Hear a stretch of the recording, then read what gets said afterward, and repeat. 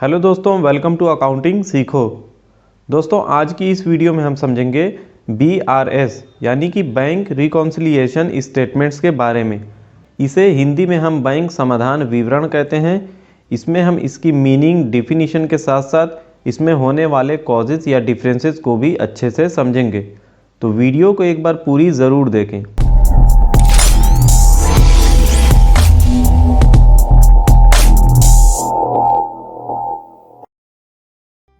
दोस्तों, सबसे पहले तो आप यह जान लें कि जो भी फर्म या कंपनी होती है उन सभी का बैंक में एक करंट अकाउंट ज़रूर होता है।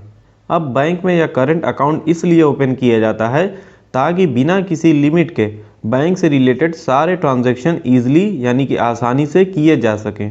क्योंकि एक बिजनेस में बहुत से ट्रांजैक्शंस होते हैं, इसमें बार बार कैश डिपॉजिट होता है और कई बार अलग अलग लोगों को बैंक से ही पेमेंट करनी होती है। अब बिजनेसमैन जो कैश बुक मेंटेन करता है उसमें कैश के कॉलम के साथ साथ एक उसमें बैंक का कॉलम भी होता है। तो कैश के जितने भी ट्रांजैक्शन या लेन देन होते हैं उन्हें कैश के कॉलम में और बैंक के थ्रू होने वाले ट्रांजैक्शंस को बैंक के कॉलम में रिकॉर्ड करते हैं। अब बिजनेसमैन जो भी ट्रांजैक्शन करता है वह उसे अपने यहाँ कैश बुक में रिकॉर्ड करता है और बैंक अपने यहाँ उसे बैंक पासबुक में रिकॉर्ड करते हैं। अब चूँकि दोनों साइड से सेम ट्रांजैक्शन की रिकॉर्डिंग की जा रही है तो कैश बुक और पासबुक में कोई डिफरेंस नहीं होना चाहिए। कैश बुक और पासबुक के दोनों बैलेंसेस एक दूसरे से टैली होने चाहिए या बराबर होने चाहिए। क्योंकि जब पैसा बैंक में डिपॉजिट किया गया है या जमा किया गया है तो इसकी एंट्री फर्म अपनी कैश बुक में बैंक के कॉलम में रिकॉर्ड करती है और वह बैंक जो उस फर्म का अकाउंट मेंटेन कर रहा है वह भी उस अमाउंट को अपने यहाँ रिकॉर्ड करता है। इस तरह कैश बुक के थ्रू जो बैलेंस शो कर रहा है वह बैंक से टैली करना चाहिए। पर कभी कभी ऐसा होता है कि दोनों बैलेंस एक दूसरे से टैली नहीं करते हैं।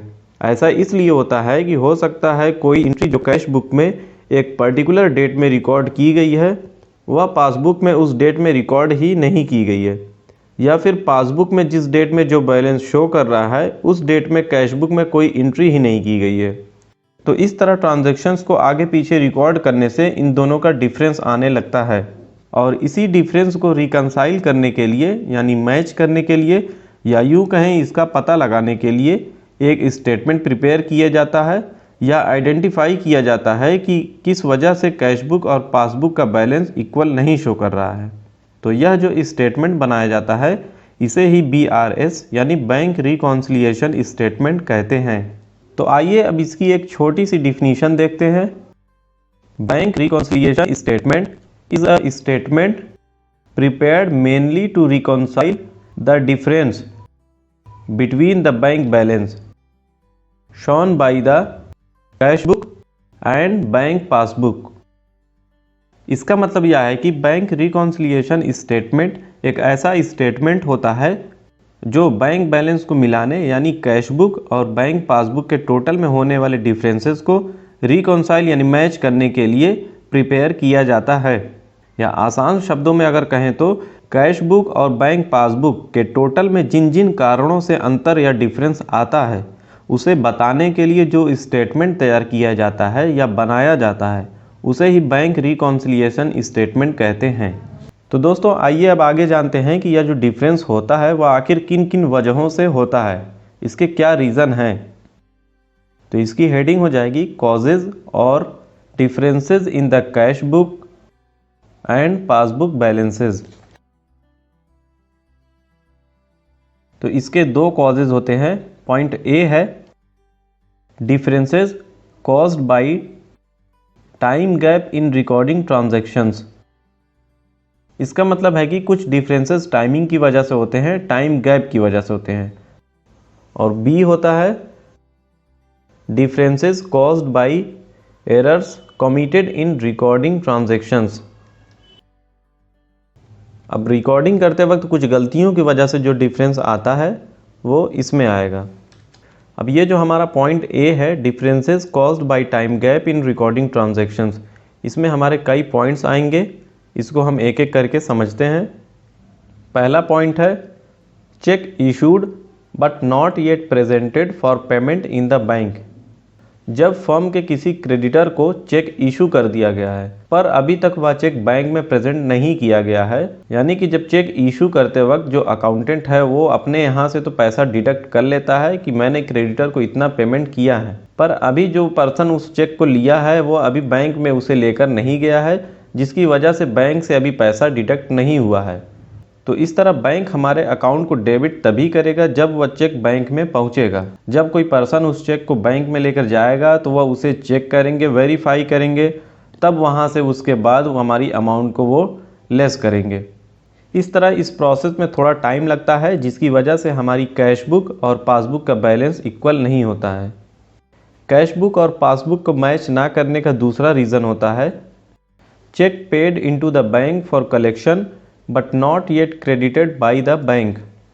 जब फर्म किसी कस्टमर से कोई चेक रिसीव करती है तब वह उसे बैंक में कलेक्शन के लिए जमा कर देते हैं और अपने यहाँ एंट्री कर लेते हैं कि चेक के थ्रू उन्हें कैश मिला है, पर अभी वह चेक क्लियर नहीं हुआ होता है, जिसकी वजह से डिफरेंसेस होते हैं।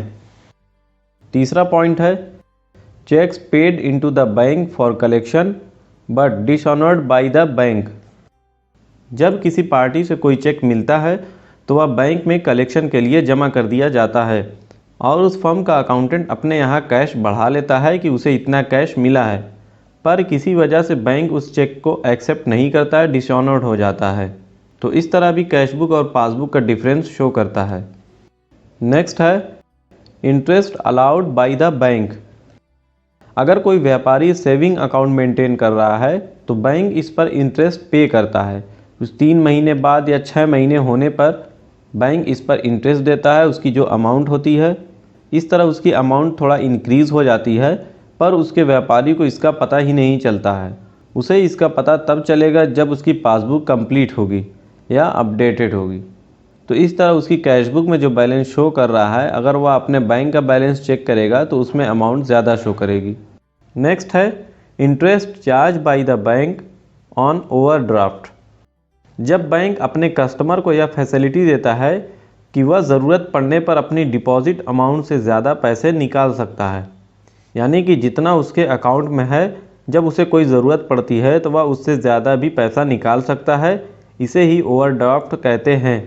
तो ऐसा होने पर बैंक टाइम टू टाइम उस पर इंटरेस्ट चार्ज करता है और कस्टमर को इसके बारे में पता भी नहीं चलता है। जब वह पासबुक कंप्लीट होती है तभी इसके बारे में जानकारी मिलती है, या फिर अगर बैंक से कोई इन्फॉर्मेशन रिसीव होती है तभी इसके बारे में पता चलता है। तो इस तरह भी कैश बुक और पासबुक में डिफरेंस होते हैं। नेक्स्ट है direct deposit by customers into the bank. कभी कभी कुछ ऐसे कस्टमर्स भी होते हैं जो कि अमाउंट को डायरेक्ट फर्म के अकाउंट में डिपॉजिट कर देते हैं। ऐसा होने पर बैंक उस फर्म के अकाउंट को तुरंत क्रेडिट कर देता है, पर अकाउंटेंट इस एंट्री को तभी रिकॉर्ड करता है जब पासबुक कंप्लीट होती है। तो इस वजह से भी डिफरेंसेस होते हैं। इसका नेक्स्ट और लास्ट पॉइंट है interest and dividend collected by the bank. Firm की अगर कोई भी इन्वेस्टमेंट है उस पर अगर इंटरेस्ट या कोई शेयर है तो उस पर डिविडेंड मिल रहा है तो वह भी बैंक में ही कलेक्ट किया जाता है, और जब बैंक यह कलेक्ट करता है, रिसीव करता है, तो वह तुरंत उसके अकाउंट को क्रेडिट कर देता है। तो इस तरह भी बैंक की अमाउंट इंक्रीज़ हो जाती है और डिफरेंस होने के चांसेस बढ़ जाते हैं। तो ये सारे जो पॉइंट्स हैं ये टाइम गैप की वजह से जो भी डिफरेंस होता है उसकी वजह से होते हैं, जिससे कैश बुक और पासबुक का बैलेंस मैच नहीं करता है। अब एक वजह और होती है जिसकी वजह से कैश बुक और पासबुक में डिफरेंस होता है। तो बी पॉइंट है हमारा errors committed in recording transactions. Sorry, यहाँ हम पूरा लिखेंगे। तो differences caused by errors committed in recording transactions. कभी कभी कैश बुक और पासबुक का डिफरेंस रिकॉर्डिंग के वक्त होने वाली एरर्स के थ्रू भी होता है, और ये गलतियां जो होती हैं ये 2 तरह की होती हैं, जिसमें फर्स्ट है errors committed in recording transactions by the firm. वो गलतियां या एरर्स जो फर्म के द्वारा जो ट्रांजैक्शन की रिकॉर्डिंग की जाती है उस दौरान होती हैं। अब इसमें जैसे क्रेडिटर्स को कोई चेक इशू किया गया है तो बैंक वाले कॉलम में लिखना चाहिए था, पर उसे कैश के कॉलम में लिख दिया गया है, जिसकी वजह से बैंक का और कैश का दोनों का बैलेंस इक्वल शो नहीं करेगा। और कभी कभी टोटल या बैलेंसिंग करते वक्त भी कुछ गलतियां हो जाती हैं जिनकी वजह से अमाउंट इक्वल शो नहीं करती है। और दूसरा जो हमारा होता है errors committed in recording transactions bye the bank. कभी कभी बैंक की तरफ से भी कोई गलतियां हो जाती हैं जिनकी वजह से कैश बुक और बैंक की पासबुक का बैलेंस मैच नहीं करता है। तो दोस्तों बस आज की वीडियो में इतना ही। उम्मीद करता हूँ आपको यह वीडियो यूज़फुल लगी होगी। अगर इस वीडियो से आपको कुछ सीखने को मिला हो तो इसे लाइक ज़रूर करें और चैनल को अगर अभी तक सब्सक्राइब नहीं किए हुए हैं तो इसे सब्सक्राइब करके बेल आइकन को ज़रूर ऑन रखें ताकि ऐसे ही और वीडियोज़ आप तक पहुँचती रहें। मिलते हैं नेक्स्ट वीडियो में। Thank you.